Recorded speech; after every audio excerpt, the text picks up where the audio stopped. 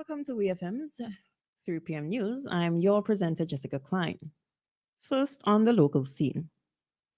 The ministers of agriculture from the Community of Latin America and Caribbean States, CELAC, will be meeting in Chile on January 16th, 2024, to finalize the updated CELAC Food and Nutrition Security and Hunger Eradication 2030 plan.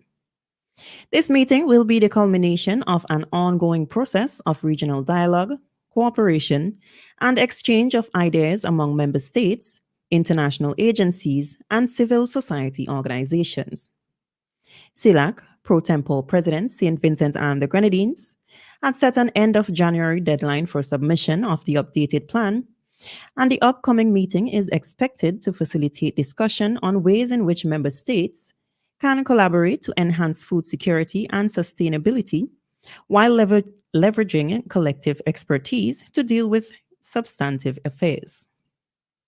The meeting will focus on the role of agriculture in achieving the UN Sustainable Development Goals and other development agendas addressing poverty, inequality, and sustainability, and exploring new technologies and innovation in agriculture for increased productivity and reduced environmental impact. The meeting will be held in a hybrid format with in person and online delegates, sharing and deliberating on these and other pertinent issues surrounding CELAC Food and Nutrition Security Plan and Hunger Eradication 2030. Still on the local scene, as per the 72-hour outlook by the SVG Met Office, light to moderate scattered showers will occur across St. Vincent and the Grenadines on Thursday and continue into the weekend. This is due to a shear line that dominates the weather pattern across the islands.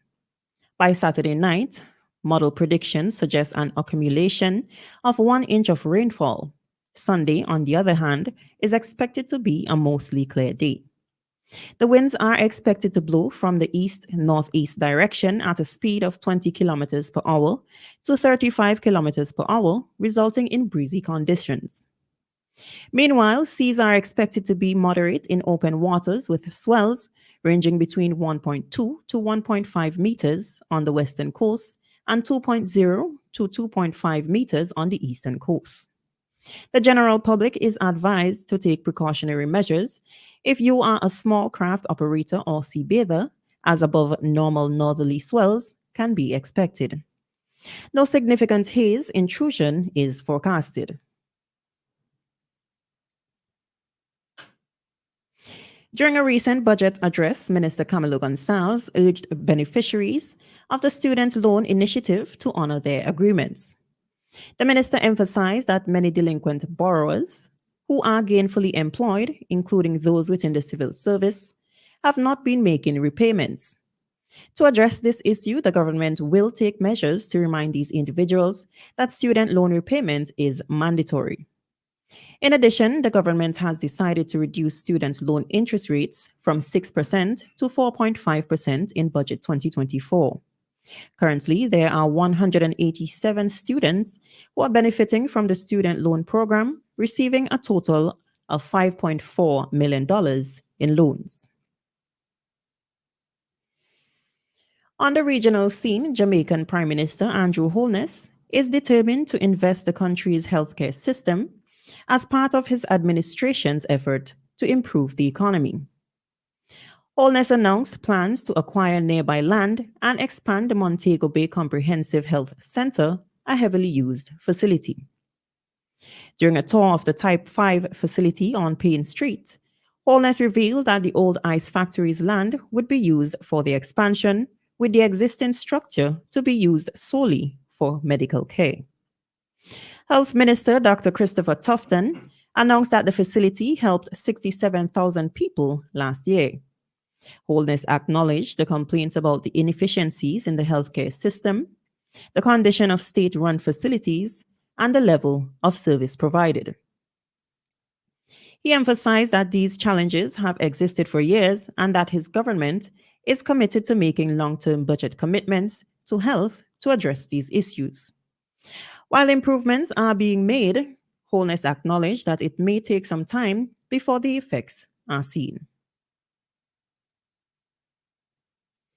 Still on the regional scene on Wednesday around 5:39 p.m., a fire at Barker's Road, St. Michael, Barbados, damaged two houses and a car while completely destroying another. Seven people were impacted, according to Barbados Fire Service Station Officer Roger Bourne.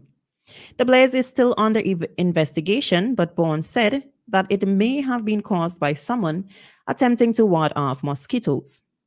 He urged caution and asked the public to reach out to the Ministry of Health for assistance in mitigating these types of situations. This was the fourth house fire and second car fire in just the first 10 days of the new year, Bourne said. A team of 15 firefighters from three stations responded to the scene. Officer Marlon Small, who was also on the scene, urged Barbadians to be mindful of their actions and maintain good housekeeping and fire safety practices.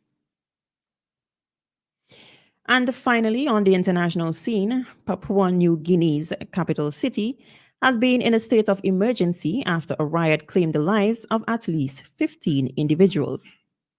In response, Prime Minister James Marap announced that over 1,000 troops would be on standby to intervene as necessary.